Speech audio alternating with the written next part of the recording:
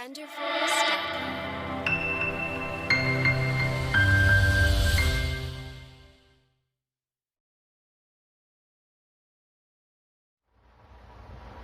दोस्तों मैं आपके लिए फिर एक वीडियो लेके आया हूँ। तो दोस्तों इस वीडियो में हम बनाएंगे हमारा ऑक्स स्पीकर। इसलिए हमें सबसे पहले एक कार्डबोर्ड चाहिए जो पीछे से पूरा वाइट है और आगे से ऐसे, और दो ट्रायंगुलर शेप के हमें इस तरीके के पीसन चाहिए।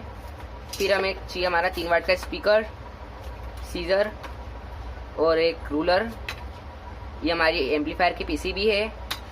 और ये मैंने घर पे बैटरी का पैक बनाया है, जो वो है ये 2 लिथियम 18650 की बैटरी है दोस्तों। इसमें ये चार्जिंग बोर्ड है, इसका वायर निकल गया है, एक टेप, और हमें चाहिए सबसे मेन चीज़ हमारी जो ऑक्स की रहती है कॉर्ड वो, और हमारा एक टाई और एक स्विच।